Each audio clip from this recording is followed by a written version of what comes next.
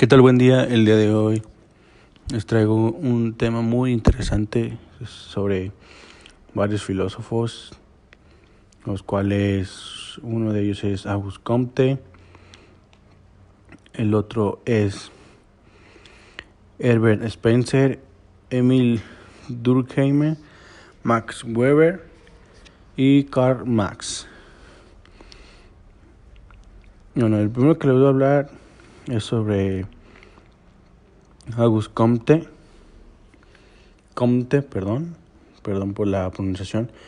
Pues Comte es un filósofo y sociólogo, fue un filósofo y un sociólogo burgués francés, fundador del positivismo. Su lema era altruismo, orden y progreso. Tenía 3 estudios y el primero era teológico, época en la cual se basaba en las explicaciones sobrenaturales, extendiéndose como la creación y el desarrollo de Dios. La tercera era metafísico, es el camino en la transición del estado primitivo al estado positivo y deriva del primer estado. Dios, el ser divino que crea y dirige el mundo, es un ser abstracto y personificado. Y el tercer estudio era positivo, es el estado definitivo de la ciencia y apoya en la observación, la experimentación y la comparación, método científico. Bueno, Comte afirmaba que solo la ciencia positiva o positivismo podrá hallar las leyes que gobiernan no solo la naturaleza, sino nuestra propia historia social.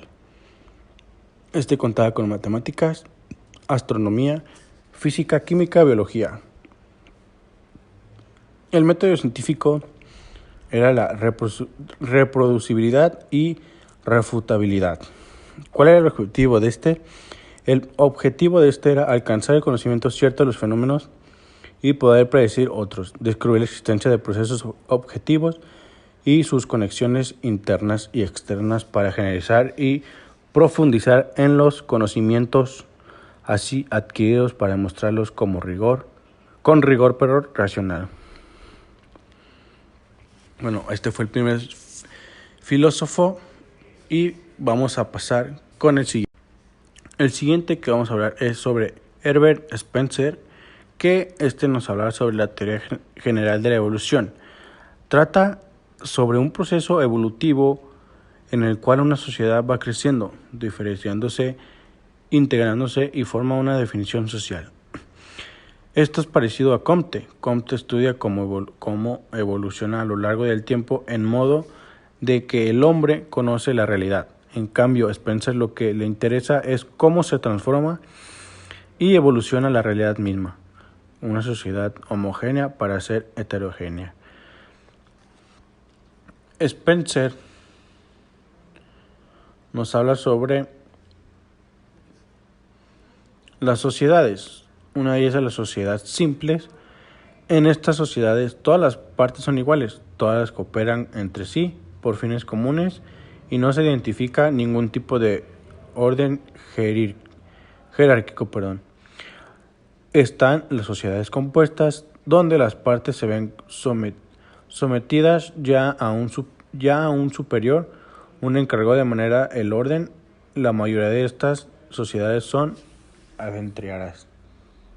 También está las sociedades doblemente compuestas. Aquí los gobiernos son compuestos y a la vez subordinados a un poder superior. Existe la división del trabajo, ya que existe la actividad de la industria. Las costumbres se han convertido en leyes positivas y existe una división jerárquica en la iglesia. La sociedad militante se organiza según el criterio militar, en forma de pirámide, con jerarquías muy marcadas. La agresión es el principio fundamental de esta sociedad, ya que hay que impedir que los rangos inferiores accedan. Bueno, vamos con el siguiente filósofo, y el cual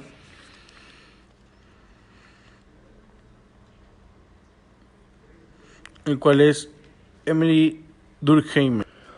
Emil Durkheim, sociólogo, pedagogo y antropólogo francés, uno de los pioneros en el desarrollo de la moderna sociología.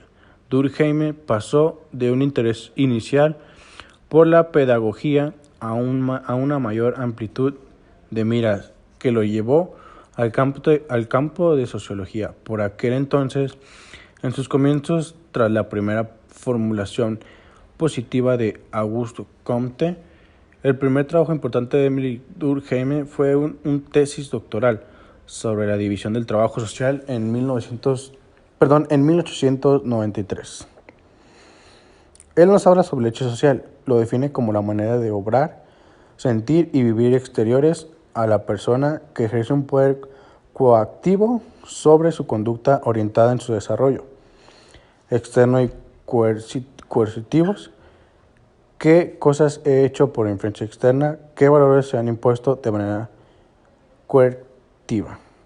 El hecho social es, además, exterior al individuo y producto de una colectividad.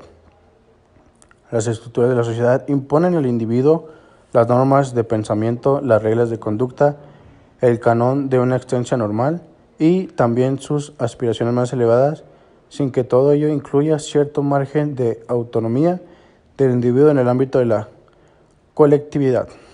Él nos habla de la doble conciencia colectiva contra la conciencia individual. Tipos de sociedad: primitiva, moderna y solidaria. Religión: no juzgar, analizar y estudiar a partir de la observación y de los datos y evidencias empíricas. Bueno, esto nos dice Durkheim.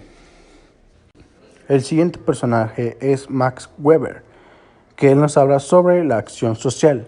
Se entiende por acción una conducta humana en la que el individuo o individuos que la producen la establecen con sentido subjetivo. Max Weber define la asociación social como cualquier tipo de proceder humano orientado para las acciones del otro, las cuales pueden ser presentes o esperadas como futuras. La actuación de otro nos sirve como elemento para diferenciar las acciones con significado de los individuos de una acción ante un estímulo. Él nos habla sobre la interacción social. La interacción racional con arreglo a fines corresponde a la acción más nacional posible de la acción que se mide racionalmente las consecuencias de la acción y comparando la efectividad de los medios en relación al resultado. La acción racional con arreglo a valores, a diferencia de lo anterior, la acción racional con arreglo a valores responde a las creencias que posee el individuo, puede ser religiosas, políticas, filosóficas. Sin embargo, la acción no deja de ser racional, ya que los medios elegidos son los más adecuados para alcanzar el fin, realizar la acción. Nos habla sobre sociología causal. Causalmente, en su desarrollo y efectos, entendido por acción como una conducta humana en la que el individuo o individuos de la acción la enlacen con sentido subjetivo. Nos habla también sobre la sociología comprensiva. Es la ciencia que intenta comprender e interpretar la acción social para justificar debidamente en su desarrollo y efectos, entendido por acción a la conducta humana. El siguiente y último personaje es Karl Marx. Karl Marx fue un pensador de origen alemán, considerado como el padre del socialismo científico. Su obra más importante es El Capital, publicado junto a Engels en 1867. Como decía, su principal obra, El Capital. Posteriormente, durante su estancia en Inglaterra, Marx profundizó en el estudio de la economía política clásica y elaboró su propia doctrina, que publicó en su obra El Capital en 1867. Partiendo de que solo el trabajo humano produce valor, Karl Marx señaló la explotación del trabajador patente en la extracción de la plusvalía, es decir, la parte del trabajo no pagada al obrero y apropiada por el capitalista. El marxismo de Karl Marx.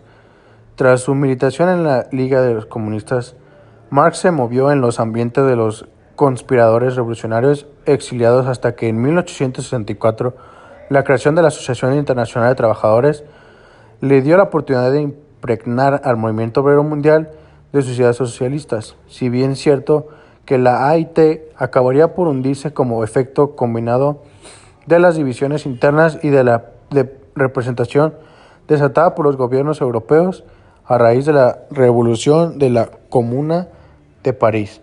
Pese a todo, la Segunda Internacional, bajo inspiración decididamente marxista, se fundó en 1889 tras la difusión del ideólogo.